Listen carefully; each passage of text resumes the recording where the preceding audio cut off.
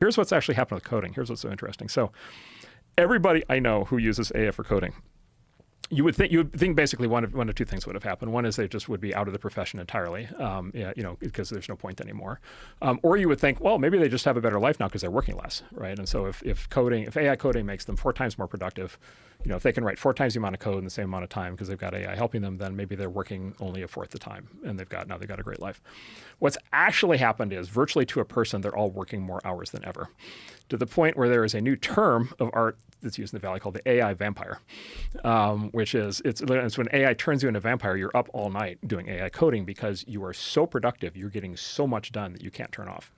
The opportunity cost of going to sleep is too high. Because if you go to sleep, you won't be with your 20 AI coding agents, keeping them working on all the projects that you have them working on. And so people stop sleeping. And so I have all these friends, some of whom are quite famous, where when you talk to them now, as opposed to 6 months ago, they look terrible. They're sleep deprived. They've got bags under their eyes.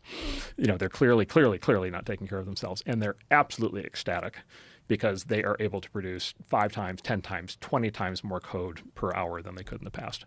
And so they are just absolutely ripping through, every project that they've ever wanted to do at work, every coding project they've ever wanted to do at home.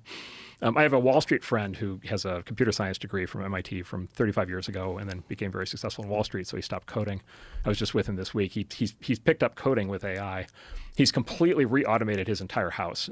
So he's got like AI jukebox and security cameras and pet robot dog pets, and he's got every smart fridges and every conceivable thing you can imagine.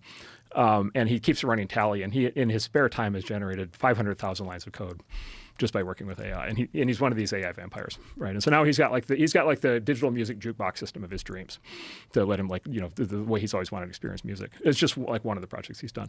And this is what, by the way, this is the same thing the companies are seeing. So in the companies, in the leading edge tech companies, the coders that are using AI, the estimate is right now that they're 20 times more productive than they were before they started using AI, right? So they're generating 20 times more output per hour.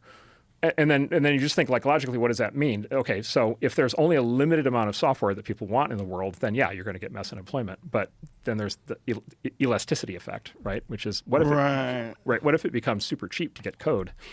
It turns out there's way more demand for code in the world than was ever able to be satisfied under the old economics. Every company I know has 1,000 things that they've wanted to have code for that they've never been able to get to.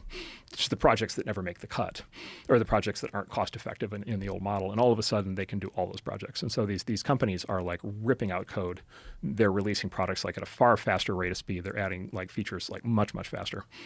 They've moved into turbo mode, and in fact, what's happened is coding salaries have correspondingly inflated. So the top coders in AI make $50 million a year. Yo. Yeah, because, right?